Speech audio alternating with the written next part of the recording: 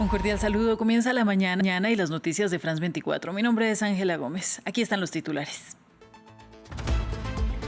Hay más de 1.000 edificios destruidos y 130.000 evacuados por los incendios de California en Malibú y Pacific Palisades. Además, se han sumado nuevos focos en Hollywood Hills. Entre los desplazados de la zona, que es hogar de famosos, están Paris Hilton, Jamie Lee Curtis y Mandy Moore. En la víspera de la posesión presidencial del mandatario Nicolás Maduro en Venezuela, hay incertidumbre por un plan de seguridad para los actos. Y hoy se esperan marchas masivas del oficialismo y de la oposición dentro y fuera del país. En tanto, Edmundo González llegó a República Dominicana.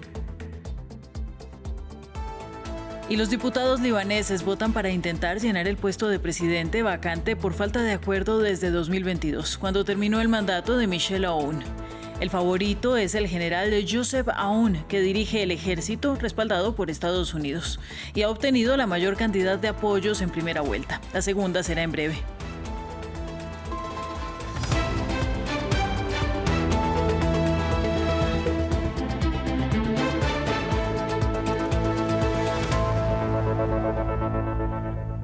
Gracias por conectarse con nosotros. Más de 130.000 personas han recibido la orden de evacuación por los incendios que destruyen las zonas más adineradas de California. Las llamas que han acabado con 1.000 edificios en Malibú y Pacific Palisades se extendieron a Hollywood Hills. Mientras las autoridades reportan el fallecimiento de al menos 5 personas. Entre los evacuados hay varias personalidades del entretenimiento. Las casas de Paris Hilton y Billy Crystal sucumbieron ante el fuego y tuvieron que huir de sus hogares Jamie Lee Curtis, Mandy Moore y Mark Hamill, entre otros. Queríamos visitar el muelle de Santa Mónica, pero no pudimos debido a los incendios forestales y la situación es muy grave. Primero los incendios forestales en Palisade y ahora acabo de recibir una alerta en mi teléfono. Creo que hay otro incendio forestal en el área del vecindario de Hollywood.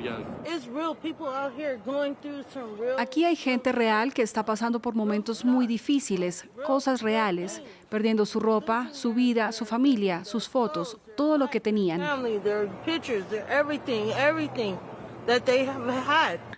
En otros temas, hoy la Catedral Nacional de Washington acoge el funeral de Estado del fallecido expresidente Jimmy Carter, tras lo cual sus restos serán trasladados a Plains, Georgia, donde nació. Allí será enterrado junto a su esposa Rosalind Carter. Hasta este miércoles, visitantes hicieron fila para rendir homenaje a Carter en el Capitolio. El exmandatario es recordado por tener la presidencia más admirada de la historia del país. Falleció el 29 de diciembre a la edad de 100 años.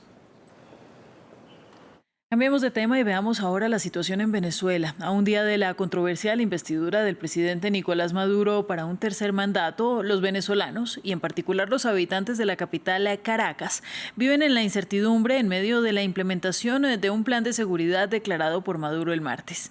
También se están movilizando los colectivos que actúan como apoyo al gobierno chavista.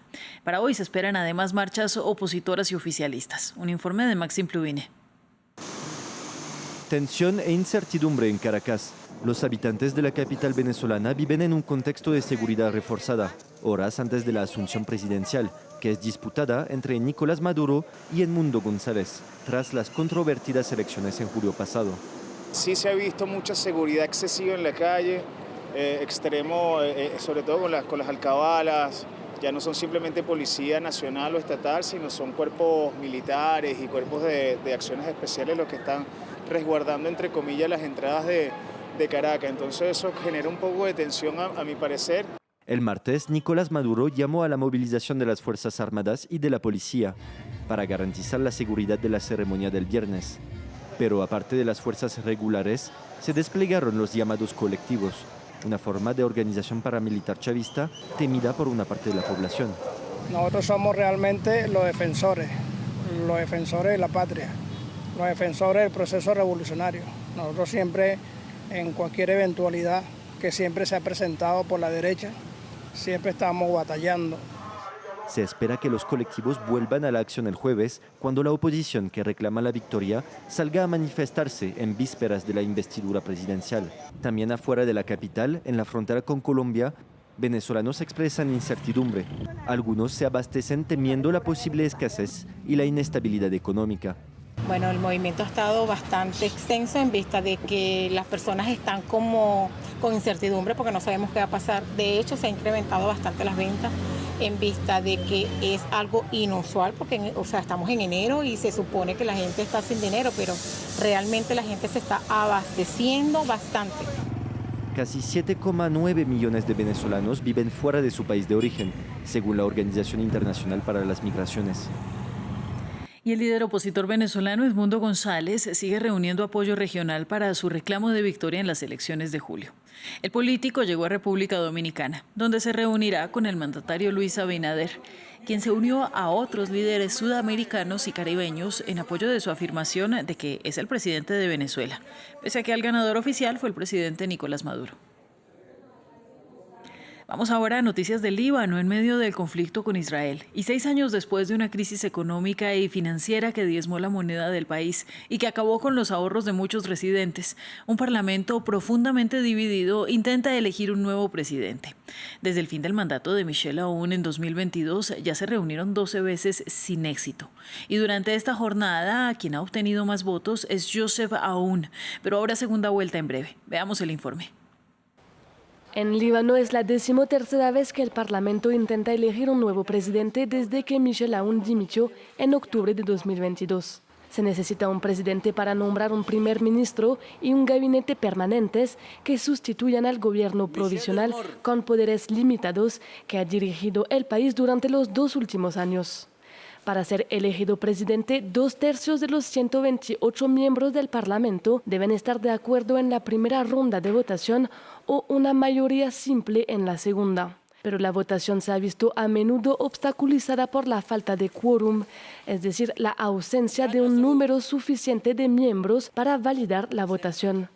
Cuando Michel Aoun fue elegido en 2016, lo fue tras 46 votaciones, 43 de las cuales no alcanzaron el quórum. Como reflejo de la diversidad religiosa de la población libanesa, el presidente es tradicionalmente un cristiano maronita, el primer ministro un musulmán sunita y el presidente del parlamento un musulmán chiita. El principal candidato a la presidencia es el comandante del ejército libanés, Joseph Aoun, que no tiene ninguna relación con el anterior presidente. Se le considera el candidato preferido de Estados Unidos y Arabia Saudita, cuya ayuda necesitará Líbano para reconstruirse tras 14 meses de conflicto entre Israel y Hezbollah. Como comandante activo del ejército, Joseph Aoun tiene prohibido constitucionalmente ser presidente. Esta prohibición ya ha sido levantada en otras ocasiones, pero significaría que necesitaría una mayoría de 2/3 incluso en la segunda vuelta de las elecciones. Y el miércoles el ejército israelí repatrió el cadáver de un rehén cautivo en la Franja de Gaza desde el ataque del 7 de octubre. Este anuncio se produjo mientras las familias de los retenidos seguían exigiendo una tregua y un acuerdo sobre su liberación. Según Antony Blinken, secretario de Estado estadounidense, esta perspectiva está muy cerca de hacerse realidad. Hasta ahora, sin embargo, todas las negociaciones diplomáticas han fracasado. Es el rehén número 34 declarado muerto por Israel. Youssef El-Zayadna, de 53 años, fue secuestrado durante el ataque del 7 de octubre de 2023. Se encontraba en un kibutz ayudando en la cosecha de aceitunas. Su cadáver fue hallado el miércoles en un túnel cerca de Rafah, antes de ser repatriado a su pueblo natal. Es un momento muy difícil. La familia está sufriendo, llorando y gritando. Han recibido el anuncio con profunda tristeza. No había información sobre la fecha ni las circunstancias de su muerte. Más tarde, se declaró haber encontrado un segundo cadáver, el de su hijo mayor, pero el ejército israelí no ha confirmado la noticia hasta ahora. Su hermano y su hermana también habían sido secuestrados y liberados el 30 de noviembre de 2023, el último día de la única tregua observada desde el comienzo de la guerra. Las familias de los rehenes piden sin descanso un nuevo alto al fuego. Una esperanza que pronto podría convertirse en realidad, según Antony Blinken. Estamos muy cerca de un alto al fuego y de un acuerdo sobre los rehenes. Espero que podamos conseguirlo en el tiempo que nos queda. Pero si no lo hacemos, el plan propuesto por el presidente Biden para un alto al fuego y un acuerdo sobre los rehenes pasará a manos de la próxima administración. Hasta ahora, todos los esfuerzos diplomáticos han quedado en nada. Mientras tanto, el número de víctimas sigue aumentando. En Gaza el miércoles murieron 14 palestinos, pero también en Cisjordania ocupada, donde varios soldados israelíes murieron en combate. Hasta aquí las noticias. Sigue en France 24 y France24.com.